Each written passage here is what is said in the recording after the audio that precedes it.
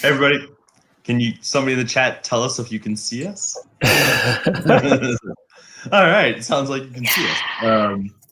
I do want to get it on the record that yesterday was not technical difficulties on our side of that. We didn't know what the heck we were doing. Well, we probably didn't know what the heck we were doing, but probably so many people were using Crowdcast at the time that it did not last too long. I'm Brohl. I'm the managing director of the Techstars Farm to Fork Accelerator. I also run Syndicate Fund, an early stage venture capital fund based out of the Twin Cities. I happen to be in Florida right now.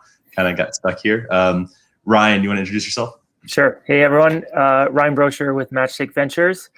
I'm also a venture partner with the Techstars investment team. Sarah?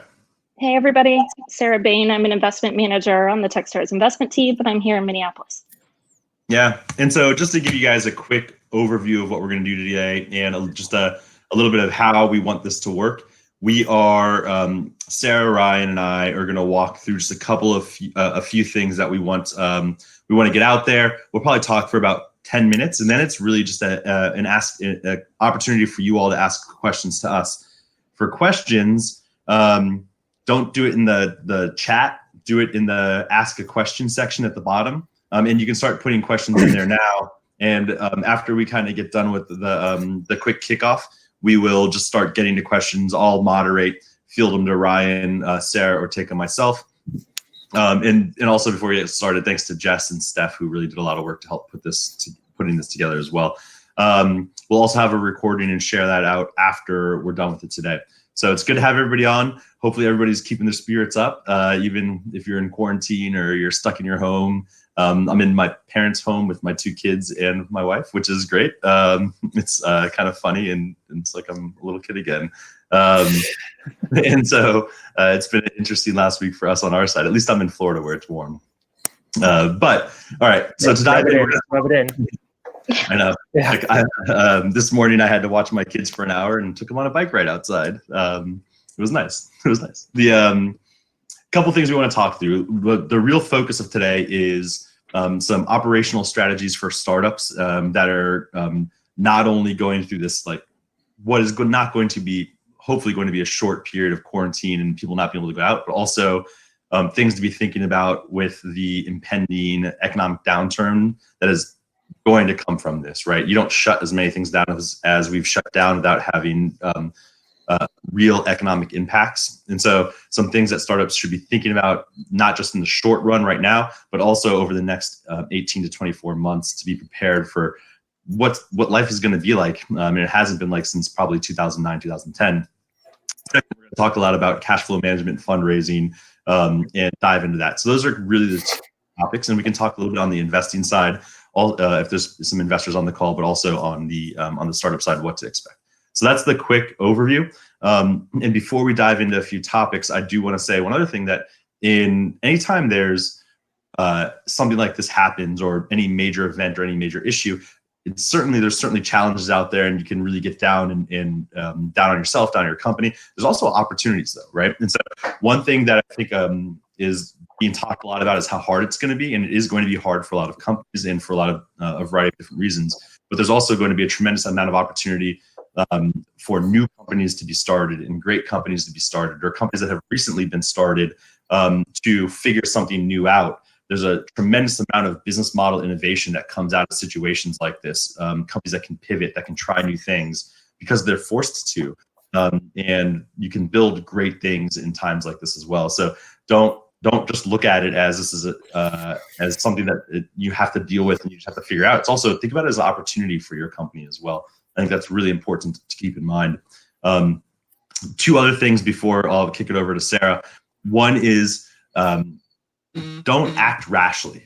There a lot of advice that's out right now is, the founders that survive, the companies that survive, or make really quick decisions. That doesn't mean shoot from the hip, right? What that means is put a plan in place. Take some time, think about your company, what your needs are, where your cash position is, how long your runway is. Use that time, use that plan, do sensitivity analysis on your projections about where your cash is going to be and how far it can get you, and then make decisions once you have a plan in place. Or give yourself points in time, like in 3 months, if we're still here, then we need to make this decision or make this move. But don't just do things without doing plans first. You often think founders right now are really working in their businesses because things are crazy. You still need to give yourself time to work on your business, not just in your business. Take a step back, work on strategy, force yourself to do it. It's really important. And that's one way you'll also make sure you won't miss those opportunities that might be presenting themselves to you. Finally, I want to just talk through, again, a lot of advice is going out there right now. You're about to get advice from Sarah, Ryan, and I for the next hour. All the advice you hear, it's data points. Nobody knows your company better than you. Your job as a founder, as a CEO, is to take those data points, collect them, and then make what you think is the best decision for your company. Don't just listen to any one person. Go out, talk to smart people, leverage your mentors, leverage your advisors, leverage your investors, leverage other founders that are in your network, and take that information and then make those decisions to when you put it as a part of your plan and as a part of your strategy moving forward.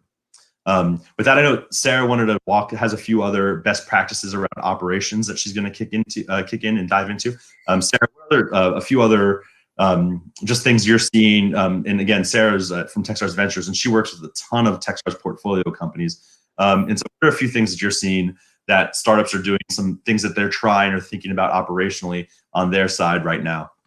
Yeah, so I think, Brett, you said it really well, and don't act irrationally. Like, really take the time to analyze your position and do create that plan.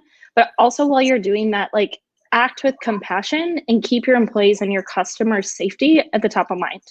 That is probably one of the number one things that we need to remember and that we should be continuing to do, is acting with compassion.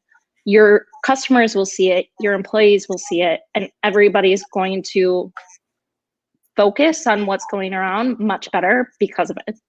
I also think one of the biggest things that you can do is come up with a contingency plan. Think about who takes over. If the CEO or your co-founder gets sick, who is the power of attorney? And think about who's going to be making these decisions about the business and be in charge. You can't be too prepared in this situation. One of the other things is, Brett was saying, take your time, but once you've come up with that plan, move on the hard decisions quickly. In big situations like this, it's best to execute your plans quickly. The worst thing you can do is really underestimate the situation and move slowly, hoping that things will get better. Things are, unfortunately, most likely going to get much worse before they do get better. And one of the things that I think you should move quickly on, one of those hard decisions are, if you have to make cuts, go deeper than you need so that you're only doing one round of layoffs if possible. So nobody on the team has any lingering doubts about who's going to stay and who isn't. So those are just a few, Brett. Yeah, two other things. Another obvious huge expense for startups is employee salary. And so cuts is one option. A lot of other founders are also talking about just reductions in salaries. And kind of two things that I'll add on that side of it, and maybe Ryan or Sarah has more. One strategy that I'm seeing a lot of companies do is founders are taking cuts first and then waiting a little bit before cutting or having to go to employees for cuts, and it engenders trust and kind of shows that you're in the boat with them. And so that's a smart move. The other thing is that I've seen some founders do is, rather than doing just a 20% cut across the board, they're actually going to individual having one-on-one conversations with all their employees and basically saying, hey, we're all in this together. What do you need to survive? We'd rather have everybody take cuts.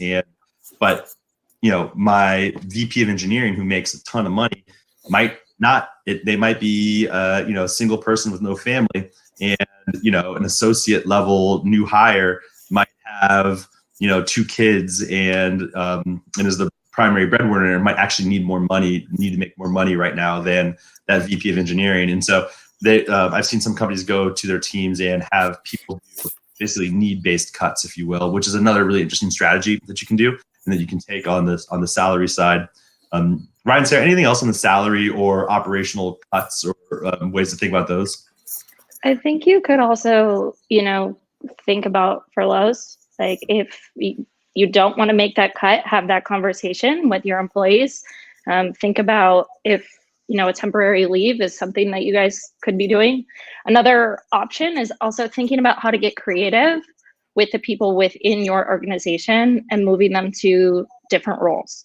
Say your office manager, you most likely aren't going to need your office manager right now because people are not in the office, but is there something else that they can be doing within the organization that could help generate revenue?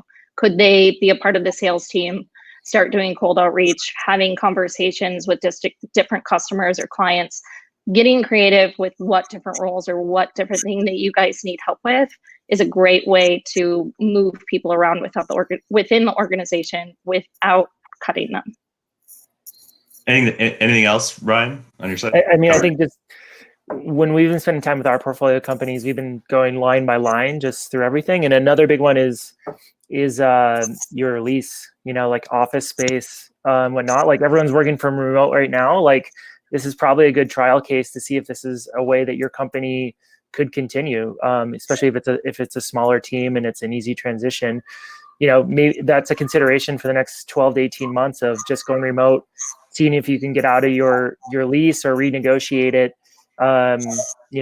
here in the near term.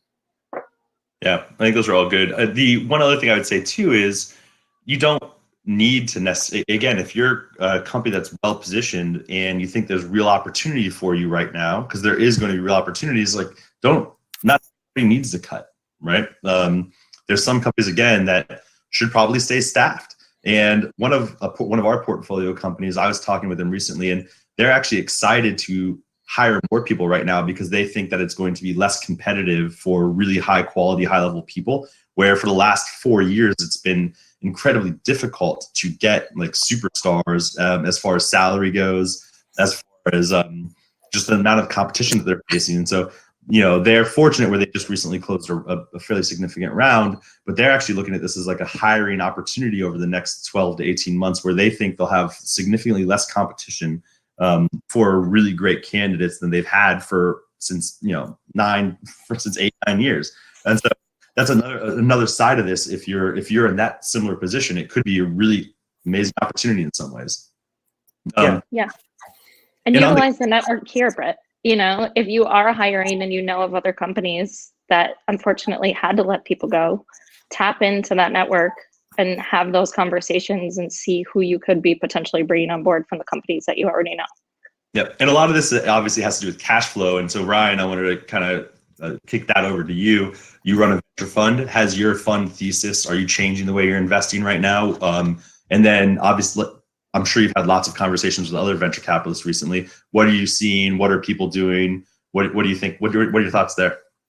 Yeah, it's pretty interesting time on a couple of different fronts. Like, I think if you look across the VC industry, there's still a ton of capital. Like a lot of funds were just raised in the last year. Most funds cycle is about 3 to 4 years. So most funds are maybe a year or two into them. So they still have more than half of their committed capital or available capital to invest.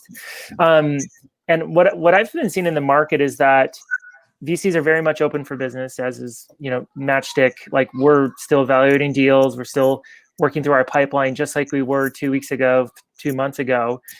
Really no difference there. But I think the main thing that founders are going to find is that the VCs are just more distracted right now because they're working within their current portfolio and digging in like probably 2-3x the amount of time with those founders just to make sure that the plans that Sarah mentioned, are in place and not necessarily implemented, but sitting there available if and when they need to turn them on. So spending a lot of time with their existing portfolio, making sure they've got the cash that they're looking for. So I would say like kind of new engagements with VCs, I would guess in the next 4 to 6 weeks are probably going to be hit or miss, just to be frank, because there's just a lot of internal portfolio work to be done. But I also don't think you should like delay your fundraise 6 or 12 months if you think you have an opportunity in front of you to take it and put it to good work and create some value. So near term, a lot of the time and energy from VC is going to be internal to their portfolio. I would say the capital that they have available is probably also thinking about if there's certain companies that they need to reinvest in to help stand up, get them through the bump that is undoubtedly coming. There may be some of the capital that's going towards that. But I think in the long run, and I mean, probably like a month or two out, there's going to be there's still the capital is still there.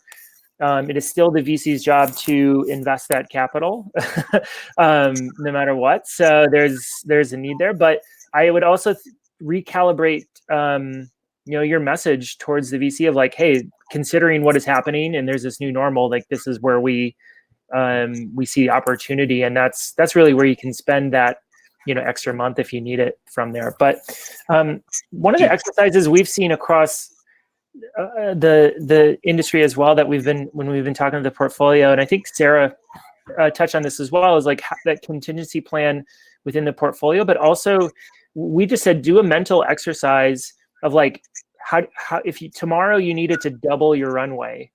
Like, let's say you have 12 months, you needed 24 months. Like, what would you do? Like, we're not saying do it. We're just saying like, do the mental model of like what that looks like.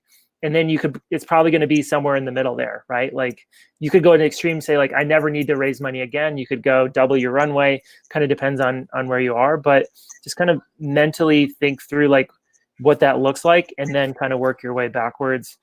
So I've been spending a lot of my time doing that here recently, and I think a lot of founders should take note of that. I think the one thing on like to Ryan's point there that's really important and interesting is like not just is capital going to be available, but in all likelihood valuations are probably going to be a bit lower over the next 24 months than what we've seen for the last 3 years. When I raised my last seed round as a founder, it was in 2013, 14. Anyhow, it was like $2.5 million pre-money round. And I was an experienced entrepreneur at the time. And so, it was just a different world then. And that was 4 years after 2009, right? After the last downturn. And so which adds to the how far can you get with the capital you have, right? Because if you can extend your runway 24 months instead of 12, or you can get to cash flow break even, all of a sudden now you're raising capital from a position of power rather than from needing it on the founder side. And so I think it also plays into that side of it too. Ryan, do you have this is something I've thought about with my fund. Have you been thinking about like, might not be a good time to make a capital call for your fund from your LP? Or can you talk maybe also just a little bit through how funds actually work? We don't have, if you have a $30 million fund, you don't have $30 million in your bank account, right? No. Yeah. How does it actually work? And is that changing the way you're thinking right now with the stock market down 30%? Yeah. It could be interesting, right? Like the way that a fund generally works is you've got, committed amount of capital, which is like a contractual agreement to say, when we call capital, you will wire that money into the account. We will then invest that money. So our bank account is sitting really low on cash at almost all times, except for like 24-hour periods where it comes in and kind of goes out to the startups. We're definitely thinking about our investor base and making sure that they are comfortable with our investment pace and moving through. But be surprised if when we go to do a capital call to make an investment, there's some pushback and or some folks who can't make that capital call from there. So the trickle through on that can be very much felt on our end. So, and I think depending on the fund and who are the investors in the fund, you'll have more risk or less risk on that. Like, bigger funds probably have less risk for it because they're institutional investors who have like 10-year plans on this. But if your base is more individual, like angels or smaller things, like they're kind of more fluctuations in the market could really affect them in their ability to do the capital call. So it's like as much as we're communicating to our founders and trying to make sure, we're trying to help them out, we're also spending a lot of time with our LPs going back and trying to communicate that back to them and saying, hey, this is what we're hearing from the startups, but also checking in with them to make sure that like if we find something and we want to be opportunistic and or aggressive in a downturn, that we still have that ability to do so with the capital. So you feel it on both sides for sure. And we're same way as our startups, like we have contingencies plans in place for if and when that happens. We're not pulling the trigger on any of those, but it's very much, it's written in ink, like what that plan is if and when that happens. Yeah. And go ahead, Sarah. I was going to say, I'm assuming you've run all the different scenarios, like you were saying, and you know when to pull the lever when you need to. Yeah.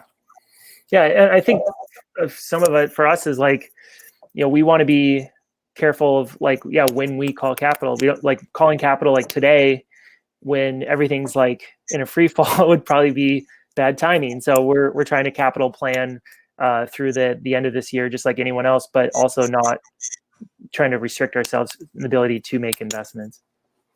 So just a reminder, if you guys have questions, to put them in the ask a question section, and we're going to start going into those now. And we are recording it, and we are recording this, and we will send it out. So, but questions will get lost if you put them in the chat side, just as a heads up. And I see a couple notes about audio right now, as I think most people can hear us still, which is good. Okay, question, and we'll send it over to you, Sarah, first. How transparent should I be with investors and advisor communications about where we are? Should I risk scaring them? Just any thoughts top of mind there? Be as transparent as possible. You can never over communicate with them. They're the ones who've given you money. They trust in you and the business. And in order to continue to do so, you need to be honest with them. And if you most likely need to fundraise again, I would suggest going back to them, and they're not going to trust you if you haven't told them from the very beginning how the business is doing. They can also help you at this time. Like they signed up for that when they invested in you. And so them knowing exactly where the business is at is a great place for them to jump in and help guide you through whatever issues you might be going through as a business. Yeah, I think it's perfect. If you're not transparent with people, they can't help you, and your advisors and investors want to help you. So be as transparent as possible. There's a couple questions that had a lot of upvotes that we covered a lot of already. So should I get my board or current investors involved in my cost-cutting decisions, or does that show weakness? Ryan, you want to talk a little bit more about that? I think we covered that pretty well, but if you have a specific question on that topic, let us know and put another question in. Yeah, I can cover that one. What I found is really helpful is when the founders are proactively doing planning and then bringing the board members in, not at the end of it being like, hey, this is what we decided and we're going to move forward, but more of like, here's an outline of what we're thinking of doing. Like, let's get some feedback on this, because especially for an early stage startup, like the founders are the ones who actually know the business, know the line items, know all that stuff. So it's better to kind of proactively propose, being like reaching out to the board to say, clearly times are tough right now. We've got a plan, like in that transparency and that, like, I don't know, just active nature of being, reaching out to your board can be really powerful and reassuring to everybody involved. And then once you get into the nitty gritty, then like clearly decisions have to be made, and a lot of that stuff has to be made at the board level, especially if it involves like furloughing people or certain contracts you're trying to renegotiate. Like I would keep it, like I have with a few of my companies right now, we have weekly calls set up, just standing that we used to have like every other week or monthly calls, but we accelerated them to weekly right now just to have check-ins. Yeah, perfect. And we talked a little bit about this one too. A lot of investors are tweeting. We are open for business at Ryan. Ryan covered a lot of that. One, I'll add a little bit of color there. I've talked with multiple investors, and I do think that it's exactly what Ryan said. Like the next 4 to 6 weeks, it's going to be probably hard to engage. And one way I think about it is it's not that they don't want to be investing right now. It's just anytime there's uncertainty, they want to just see where things land and then start investing again. And just like companies are pivoting and changing, some funds are pivoting and changing their thesis and how they're going to invest. And so they want to see how the next couple of weeks play out and where things are going, so they can really make sure they're making the smartest investments they can. One other like interesting thing in my mind that I think about, right, is when you're a micro fund, a small micro fund like Ryan and my fund, we're going to have to fundraise again, right? And, like my funds I deploy over 2 years. And so I theoretically be fundraising at the end of this year, early next year. Do I slow down my investments, number of investments, so I'm not fundraising until, end of 2021, similar to what a startup's thinking. So I think there might be some funds that do actually end up slowing down their investments, the number of investments they make over the next year, so they can hopefully get to a point where the economy is a little better for them to go fundraise themselves, to be able to invest more. It's another little thing. One other, go ahead, Ryan. No, I was just gonna say, like, I saw a lot of those tweets as well, and it's so true. Like I said at the beginning, like we're still Matchstick, we're still investing, like we're evaluating stuff like as we speak. We actually just are wiring some money like tomorrow. Like it's open.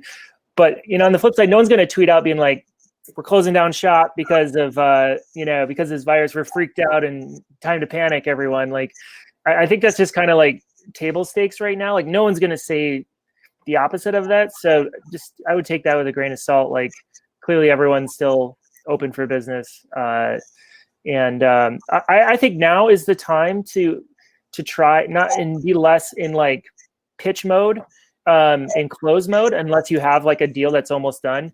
Now is the time to like reach out and actually try to build like a relationship that is less around fundraising and more about like connecting about the craziness in the market or asking for advice or anything right there. Like I think if you can actually be helpful during these like crazy times, like that is amplified in goodwill, more times over once the dust settles here. So my other piece of this is one tangent.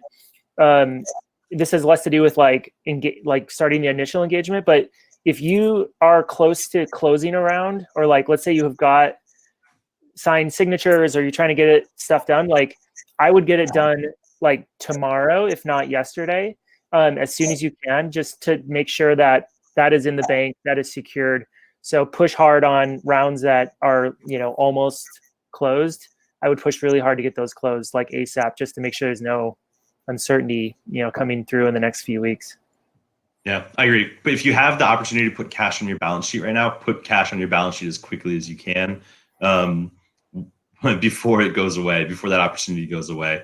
And again, like if you're worried about the valuation or dilution you're going to take today, like honestly, in a year, even if your business makes progress, you might end up at the same valuation. And I don't know if that's the case, but it's a potential reality where the valuation of a term sheet you got 3 weeks ago might even be higher than one you get in a year, and your business has progressed. Just because, again, like I gave you the example of the round I raised in 2013, 2014, and it was just valuations were at a different place then, and it might not sink back to that level, but they really could be depressed a little bit. So just something to think about, like putting some more capital on your balance sheet right now might not be the worst idea. All right, we talked a lot about should hiring be put on hold already. I think that the one thing I'll say there that hasn't been said is you should probably not fire a bunch of people and then hire somebody new right away. It's probably better to do a hiring freeze rather than having to hire and then fire. Again, it all comes into planning. If you think there's the opportunity to be opportunistically hiring, I don't think that's a bad idea either. It's also business to business. Like you said, some companies could be hiring like crazy right now, whereas some may have to let people go. So I think it depends upon the state of your business and how you're sitting with your burn rate and the cash flow coming in. Yep. The next question is very specific. It's will the program be remote? Will the Techstars program be remote due to Corona? I'm assuming you're talking about the Farm to Fork Accelerator. Right now, we're planning on doing it as normal. It doesn't start until the middle of July, but we do have contingency plans in place if we have to either push it back or do it remotely. But right now we're planning on moving forward as is. This is, and either Sarah or Ryan, either one of you guys can tackle this one. In light of COVID-19, will there be a reallocation of investments into like new arenas like telehealth, things like that, right, that are popping up because of it? I think undoubtedly, right? I think there's going to be kind of this new normal that I've been spending a lot of time kind of thinking through like the reverberations of this kind of panic of being afraid of being in groups, like working from home, like all this stuff it could be ingrained in us, in the next month or two from there. So yeah, I suspect big changes on the healthcare front, just around like how we receive our care, how we pay for our care, how we the prescription side, the insurance. Like I just think it's just getting shaken right now, and with that comes change. I also think a lot of just remote learning. You're seeing this a lot of. I think we were just talking about this, like the amount of like subscriptions that you're doing for your kids right now while they're home, or I think like that always seemed like a pipe dream in the future, but I think it's actually very near term right now, and a lot of companies are benefiting from that. But that's just like 1.0 of that. I feel like there's so many other ways as far as like remote learning that could come out of this. So there's going to be so many more. I can't predict where they are. I'm excited to see them though, because I do think it takes kind of shocks like this to the system to have a lot of exciting new technologies and things come out of there. So if you guys hear of any, let me know. That'd be good. Sarah, do you have anything to add? No, I completely agree with Ryan. I think we're totally going to see that. I mean, healthcare and working from home, there's going to be definitely a boom in all of that. Just depending upon how long this actually is for us, whether it's a month, a few months, 6 months, the longer we're in this holding pattern and most people are working from home, I definitely think there's going to be a boom on companies that we haven't even seen yet. Yeah, I think the one thing that this will do for a lot of things in this space is it will actually drive the adoption curve, right? That's what this will do for those like the e-learning or the learn from home. What it's doing is driving the adoption curve. And so a company where timing might not have been exactly right 3 weeks ago, they're in market, they had a great product, but they were struggling to sell, or it was just a longer sales process. All of a sudden, it's like, a light flip switched and the adoption curve is going through the roof. And if you're one of those companies where all of a sudden you went from, $1,000 a week in revenue to 10,000 to 25,000 a week in revenue to 100,000, what your challenge is going to be, again, step away from your business, be willing to sure, maybe you can't make one customer call that's going to cost you $1,000. Spend some time thinking about how you're going to make it last. What are the things you can be doing that you can capitalize on, that you can build into your company, that you can build into your business, so when the next 6 to 8 weeks or however long the current situation is going on ends, that growth trajectory doesn't end. And so it's like really like the situation to me is it's driving the adoption curve for a lot of startups right now. And for those, they need to be very thoughtful about, okay, we got lucky, we hit timing on the nose, and what do we do to make sure we don't mess it up? And so, truly capitalize on it. You're seeing delivery companies, all different kinds of things that are blowing up like that right now. E-learning is another example. A lot of the local, any type of food delivery, food stuff is that. I think another really interesting thing that you see too is companies pivot their business models, right? And all of a sudden, out of necessity, so some of the companies that might be tip of the spear, right, of this, or the restaurant, service industry, restaurants, gyms, things like that, all of a sudden they're forced to, they have to close. And so you're seeing restaurants come up with some really creative ways to continue to engage their patrons. You're seeing gyms come up with some really creative ways to do it as well. And so, and they might come out of this, if they survive, with a new product line or new product that will actually make them even stronger in the long run. And so I love to see that not just new companies being formed, but also business model innovation within startups that are just led by great founding teams and what they're doing and what they're working on. That's also incredibly fascinating for me to see. All right. We covered on this, but I'll throw it out to Ryan and Sarah to see if they have any more. Do you anticipate startups will see an increased need for capital in this environment? Anything else to add there?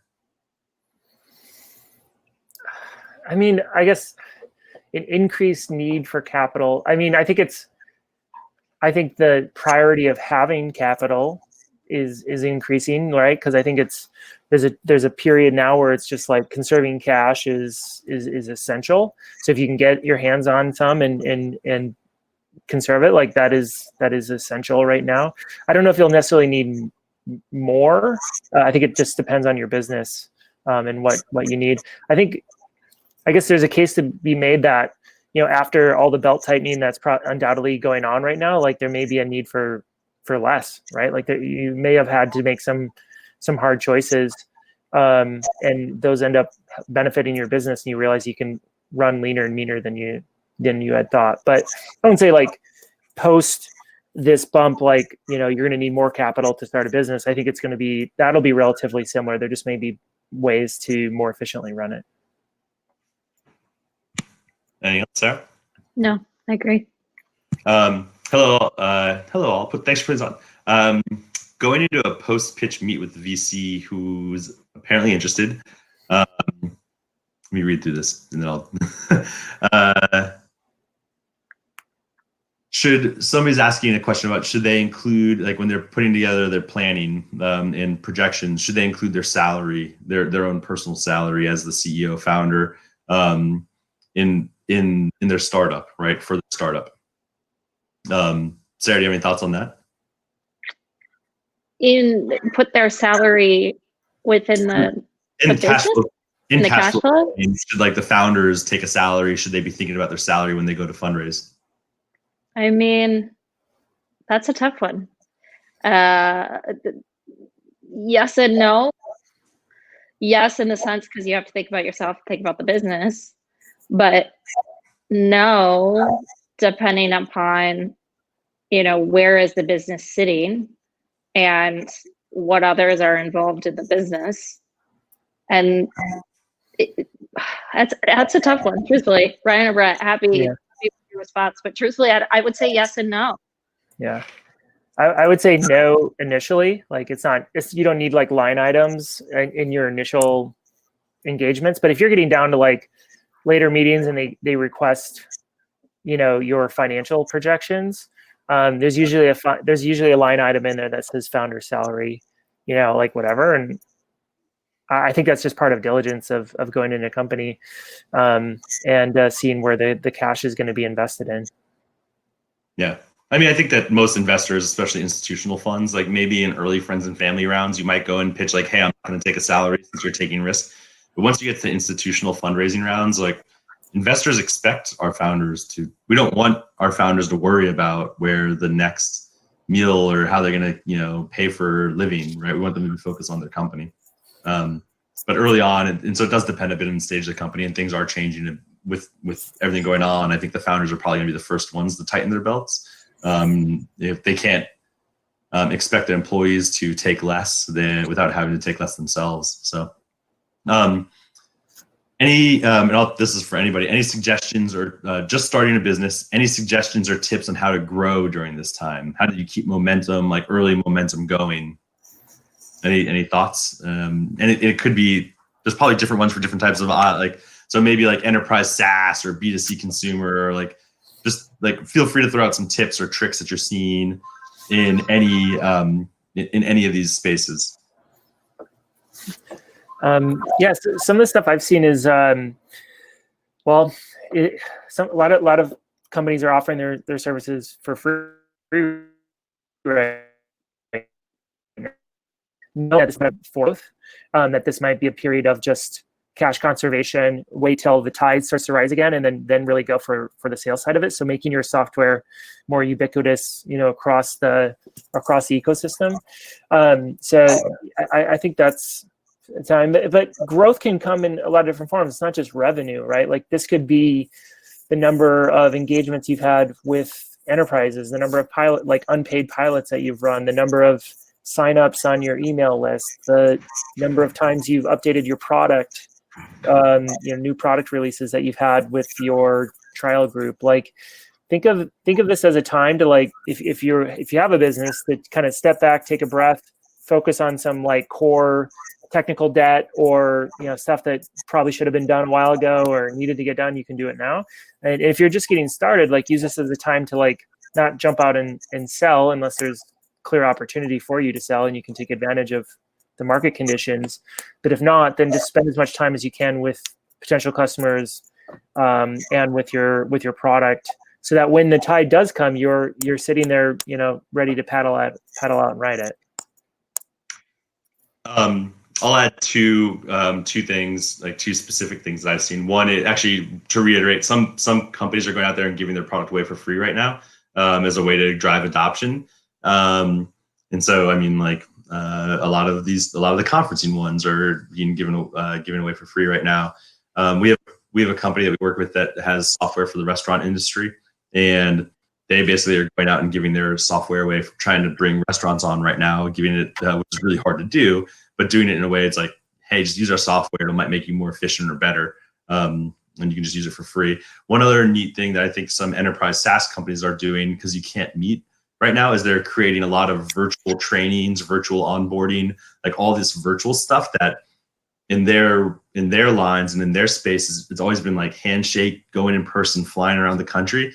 And it's just been hard to get people to adopt virtual onboarding or virtual sales or virtual learning in that case. And so they actually see this as an opportunity to try and drive adoption, keep their sales momentum going, but also to try and drive adoption of a new way to onboard customers that, if like, again, when we come out of this, like it'll make them far more efficient and maybe reduce sales cycles if it does work. And so I think that's a cool opportunity as well. So think about those new opportunities for yourself, and it might not be doing exactly what you were doing, but like taking little pivots or little changes, tweaks to your sales process, and that's how you can think about keeping momentum going. On that, one other thing about like for like all of this, right, is keeping cash in the bank. Like sometimes end up doing something. Like some founders are going to end up having to consult or end up doing something a little bit different for a brief period of time as well. If you're super early and you just launched and you haven't raised capital yet, you might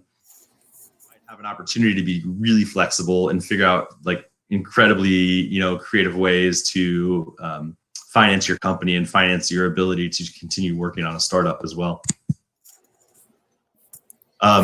Any advice for boosting employee morale and finding ways to support your team as like stress and anxiety is starting to continue to spike right now? I think, Ryan, you talked about it a little bit, of utilize this time to get to know your team and build relationships within the team. I think probably one of the biggest things you can do to boost morale is to reach out to your team and see how they're doing. Just a text message, an email, having a phone call, whatever it is, knowing that somebody is checking in on you is very reassuring and probably one of the easiest things you can do. Get creative. I know that my team at Techstars, we're just having a virtual hangout tomorrow afternoon just to like catch up with each other, because we haven't really. Sarah, what did you put on all of our calendars? Oh, we're also having a work from home dance break every day, inspired by Brohl. So it's just, just a fun way for everybody to, just make sure they're getting away from their computers and just getting up. So get creative. I mean, just connect with people right now. With everybody being home and isolated, I think the biggest thing you can do is connect. Constant communication, right, is over communicate right now. That's probably, and that's to Sarah's point, over communicate right now. Some of our companies are doing daily 5-minute stand-ups every morning right now, just to stay connected. So constant communication, over communication, I think will help keep employee morale up. Another thing is just own it. Like, don't try and fake like it's not different and it's not hard. Actually, we got the Techstars employees got a letter from David Brown. He just like told us like what he was thinking. And actually, I one little line out of it. And David Brown's the CEO of Techstars. One little line of it that I thought was great. He's like, "Hey, we're all going to be working from home. Let's all get to know each other's. We're all going to get to know each other's spouses and kids and dogs and animals a lot better on the video calls. So don't worry about it. It's not a big deal if your 2-year-old runs into the room and interrupts a virtual call."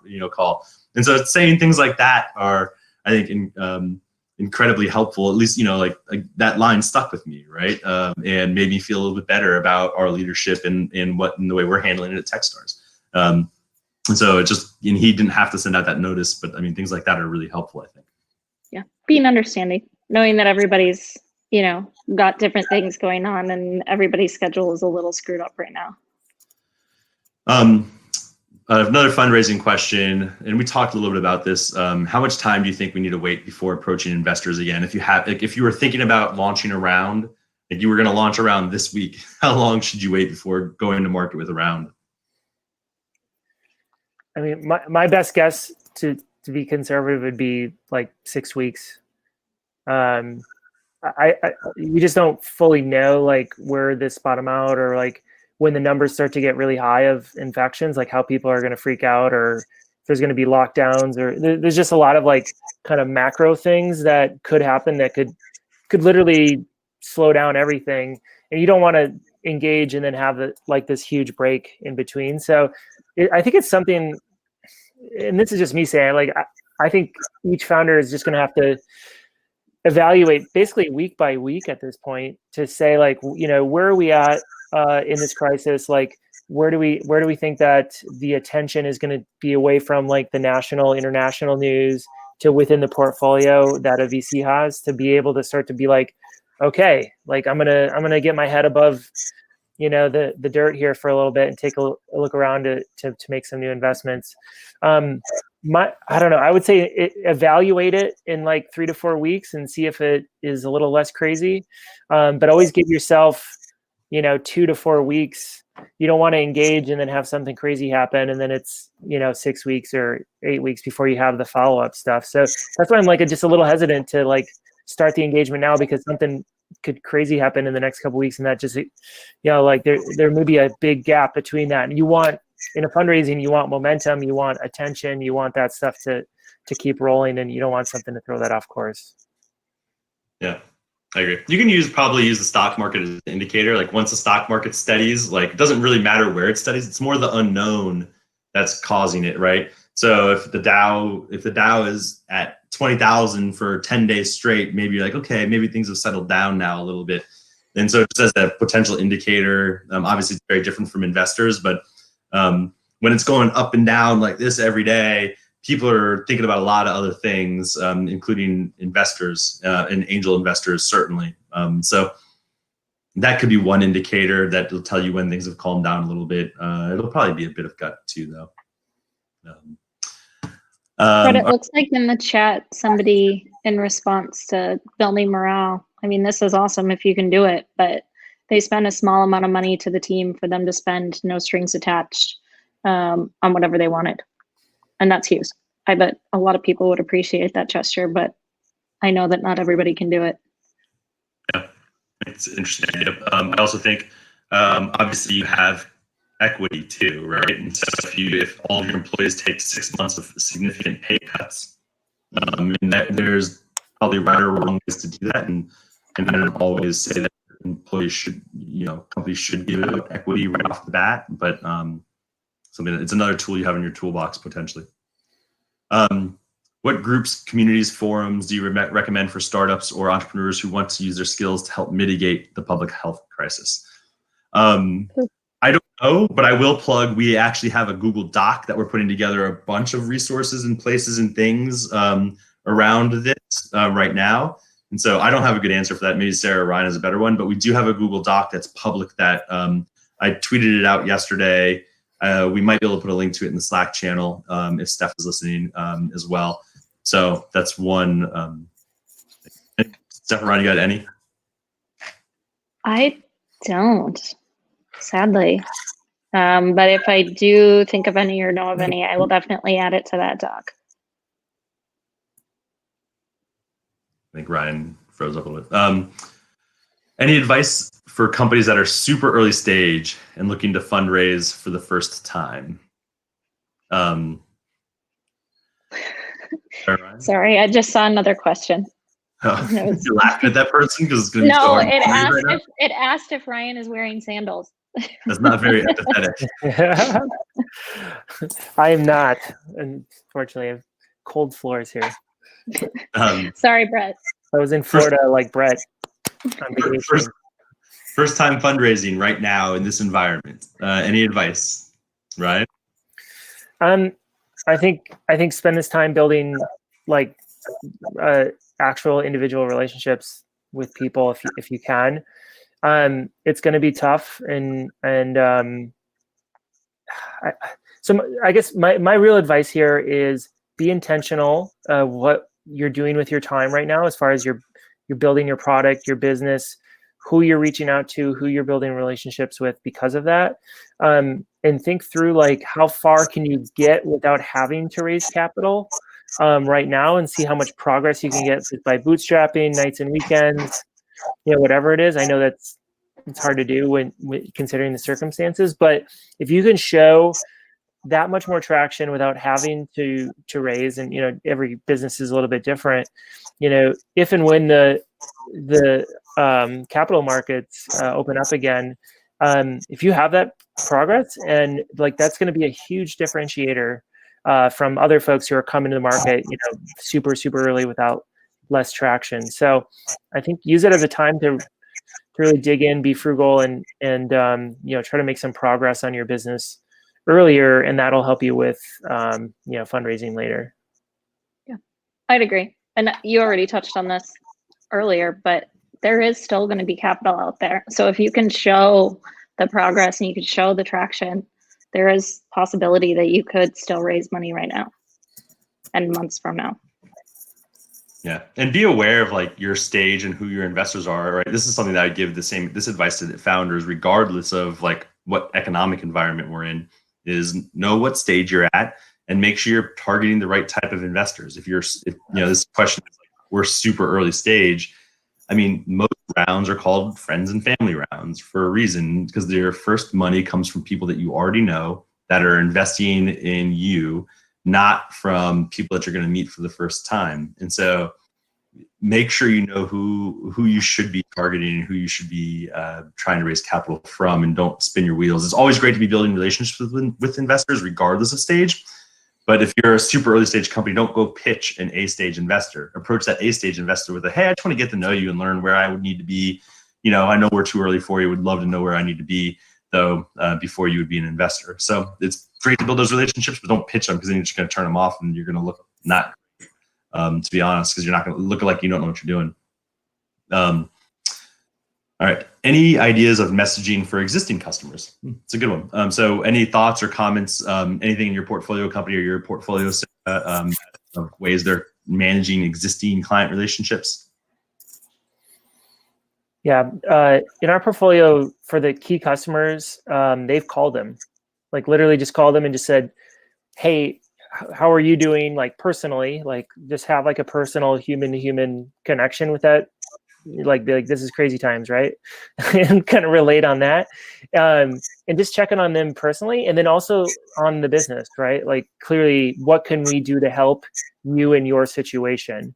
And I think by being proactive and not just sending out the like, hey, this is our COVID-19 policy emails that we all are getting from every place we've ever been to in the last 2 years. I feel like those are a dime a dozen right now. Like what really matters here is reaching out to those customers, having a meaningful and thoughtful interaction with them. I think that'll play itself out over time. Now, they may still have to cut you as a vendor. They may have to do all that different stuff, but the fact that you were reach out to them, maybe when the times get better, they'll come back, right? Like it may be just a temporary thing. So play the long game on all those relationships and treat them like, less transactional, more authentic. I think this isn't a startup, but I actually again, being empathetic with your customers, putting yourself in their shoes is great. Like I think Delta's done a great job of it as a big organization, right? They're letting people basically, and Delta's getting crushed. First of all, it's a company that's everybody knows getting destroyed, and they're essentially giving vouchers and like letting people like change flights and basically do whatever they want with their tickets, even though they don't have to. Like the terms of your tickets are they don't actually have to if you miss your flight, you miss your flight, right? I mean, that is an incredibly interesting position to take for a company that's core business is getting destroyed, and they're also taking it to the next extreme with their customers of saying, hey, we're going to make sure we take care of you.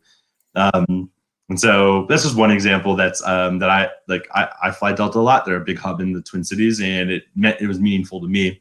And we'll hope, I think our hope is that it'll make me more brand loyal on the flip side of this when they come out of it and make them a stronger, better company. Being in the house, have more time to read and research. Any suggestions on books, sites, resources to read for early stage startups? Sarah, you got any favorites? We can all three of us do favorites. I think we'll have some too in that doc, which will be great. Yep. Truthfully, this isn't a book or anything, but Alex Iskold, former MD of the New York program, his blog posts that he's been doing are absolutely amazing. So check out his blog. I can put the resource in that doc. I think I read Alex's almost every day and have a good chunk of them bookmarked on my Chrome. Yeah. And if you go to YouTube, there's this guy who wears a different t-shirt every time, but he has this great YouTube channel called Brett's Brain. And there's a bunch of great information on there. You just got to put up with all the crappy t-shirts he wears all the time. That's thanks. Good plug. Thanks for the plug. That's Brett's Brain at YouTube. I'm waiting for the little icon to pop up. Put the link in there. Standby books for me, right? The Lean Startup is a great book. The Hard Thing About Hard Things is a great book. Our colleague at Techstars, Amos, just wrote a book called Sell More Faster, which is a great sales book. Claudia wrote a book too. Claudia wrote, what's the name of that one, Sarah? Oh, here I plug it and I don't even know the name. Yeah. Those are three I really do like Lean Startup. I'm a Lean Startup fanatic, that process. I really do like The Hard Thing About Hard Things. It's a great book to read. Those are a couple that I would recommend and throw out there at you. All right. Amidst all the negativity, I'm going to try and be positive. What are the best opportunities we can try to take advantage of during this time? So what are some great things you've seen companies do at this time that'll benefit them going forward? So what are some opportunities or opportunities? And we probably talked a little bit about this in the sales side of it, but what are some opportunistic things companies are taking advantage of right now? Anything? Yeah, the one thing I think that is really set out is companies can show they have a heart right now, that they're not just a brand or they're not just a transactional thing. They can actually show that they care by either offering their services for free to select things. They can be researching or donating their time, effort, in this maybe a time where their business is a little bit down to actually show that they care about their customers. And you're seeing some people do it, and it's very transactional. It's but then there's others who are actually using their resources, their platforms, whatever, to provide care to people who need it. And I think I truly believe that is going to be, when and if things come back where they are, people are going to remember that. So it's easy to kind of say woe is me and we've got to cut everything and survive at all costs, but I also think just having a heart to this part as a brand and as an identity of a company, now is an opportunity to really establish that. Cool. And so want to give Ryan, Sarah, close to the end, want to give you guys a chance if you have a closing thought or any closing thoughts. Would love to give you guys both the opportunity to do it now. Sarah, probably kick it over to you first. Any Sure. Any no, I think Ryan really said it well just now of, at the end of this, when it comes down to it, we are all humans and we have to be good to each other. And so to get through this, remember that we have to have compassion for your employees, have compassion for your customers, but also have compassion for the people around you. So as you're going through your business, if you remember that, I think we will come out okay. Your business, I know oftentimes is your baby and everything that, it's your livelihood and everything you're putting your heart and soul into. But remember, we're humans and everybody else is a human, and there has to be the compassion, the human element into all of us. But with that being said, like, know that I'm always here. Like, my contact information should be in the document that we keep referencing. And I'm more than happy to email, jump on a phone call, do whatever. So I am here to help you through this. Ryan? Nice. I would say my tactical advice is, like, for the next 6 to 12 months, like, you set out an annual plan probably in like December or January. Like, just throw it out the window right now, because I think now is just a matter of survival for the next 6 to 12 months. I would prioritize cash, holding on to cash, and not prioritize growth here in the near term. And that is a tough, pill to swallow. But I think it is time to just prioritize those things, because it can be hard to grow generally during extreme downturns like this that is fairly unprecedented. So prioritize that stuff. I'm not saying be conservative if you think there is opportunity, like, be aggressive, like great companies are made during downturns, but also if and when you decide to do that, make sure it's all strategic. It's not just on a whim from there. So prioritize that stuff and wash your hands for at least 20 seconds as often as you can. Sing happy birthday. That's right. I'll give you mine. I think times like this, it's important to have really strong leadership. And at the founder level of companies, we need strong leaders, not only for your own company, but as a leader in your community, as a leader of a startup. Take the time to reach out to other peers of yours. Make sure that they have an ear. You have to be, as a CEO of a company, you have to be the rock of that company. If you lose the faith, or lose sight, you're going to lose your employees, because if they don't see that you have faith any longer, everybody's going to kind of like lose it, and you're not going to be able to get it back. So make sure you have that peer group in place that you can talk to when you just need to vent, when you need to talk to. But we need strong leaders. Make great plans, follow those plans, make smart, quick decisions once you have a plan, and be empathetic with your employees, and get through it, right? And take advantage of opportunities when you can, but be smart about cash management and employee management in the meantime. So thank you all for joining us. Thanks, Ryan and Sarah. This is fun. And again, we have, I think all of our contact information is in that doc. And if we can ever be helpful, we're here. Definitely. Thank you. Take care, everyone. Bye, guys. Thank you.